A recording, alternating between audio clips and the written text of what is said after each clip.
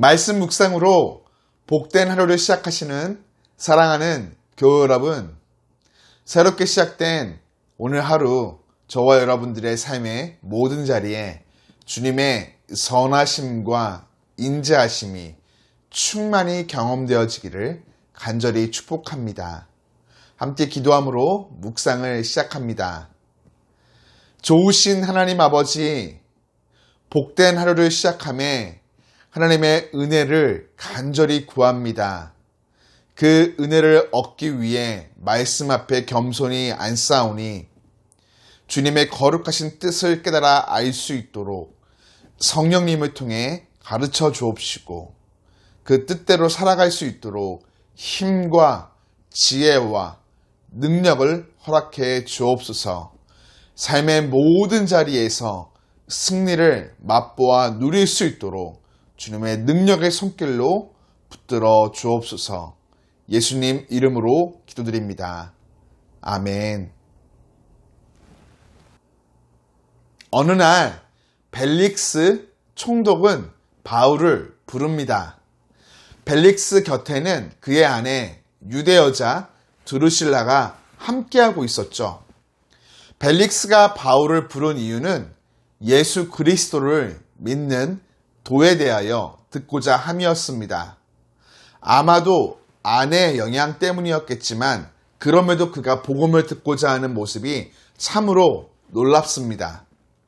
바울은 기회를 놓치지 않고 벨릭스 앞에서 복음을 전파하죠. 주된 내용은 의와 절제와 장차 임할 심판에 관한 내용이었습니다. 바울이 전하는 복음을 듣던 벨릭스는 괴로움과 두려움을 느끼며 바울을 잠시 물러나게 합니다. 그 후로 벨릭스는 자주 바울을 불러 같이 이야기했는데요. 아쉽게도 벨릭스가 복음 앞에 회개하고 예수님을 믿었다는 이야기는 더 이상 나오지 않습니다. 그러면서 때를 놓친 판결로 2년이라는 세월이 그냥 흘러가게 되었고 벨릭스는 바울을 판결하지도 그렇다고 풀어주지도 않은 채 새롭게 총독이 바뀌어지게 됩니다. 이렇게 된 이유는 벨릭스의 마음이 다른 데 있었기 때문이죠. 벨릭스는 바울에게 돈을 받을 수 있을까 기대했던 것입니다. 이후 새로운 총독 베스도는 우유부단한 전임자와 달리 매우 신속하게 업무를 파악하고 처리합니다. 바로 바울의 재판을 열어주는 것이죠. 결국 그를 통해 사도행전 19장에서 바울이 고백하듯 내가 거기 갔다가 후에 로마도 보아야 하리라는 이 소원이 이루어지게 됩니다. 오늘 우리는 벨릭스를 바라봅니다.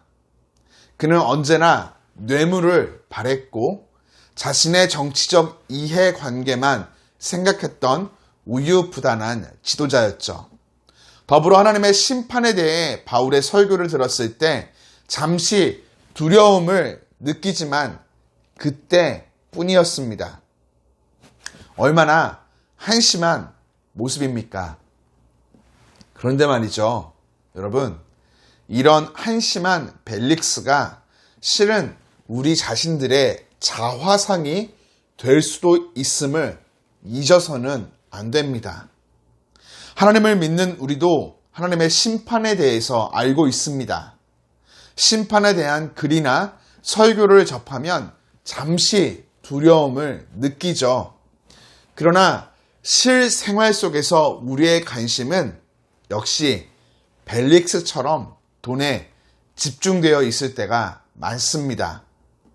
그리스도인으로서 믿음에 관하여 의와 절제와 심판이 중요함을 알지 못하는 사람이 드물죠.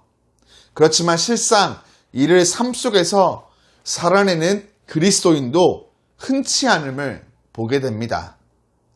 그리스도인으로서 이를 살아내기 위해서는 믿음에 관한 역순으로 진행해야 합니다. 믿음은 반드시 하나님의 심판, 하나님께서 믿는 자들에게 상 주시는 분이심을 믿는 것으로 시작됩니다. 하나님의 심판을 믿는 사람은 그날을 대비하며 절제, 즉 자기의 삶 속에서 끊어내야 할 것을 미련 없이 끊어내고 포기할 것을 기꺼이 포기하게 되죠. 그리고 이런 삶을 통해서 결과적으로 하나님과 바른 관계 속에서 의로운 삶을 살아가게 되어집니다. 사랑하는 교회 여러분, 우리 주 예수님 십자가 복음 앞에 우유부단하지 맙시다. 의와 절제와 심판을 전하는 복음 앞에 적극적으로 반응합시다. 우리 삶에 반드시 심판이 있고 상급이 있음을, 심판의 그날을 대비하며 세상의 것들을 과감히 끊어내어 하나님 앞에 의로운 자녀된 삶 살아가기를 간절히 축복합니다.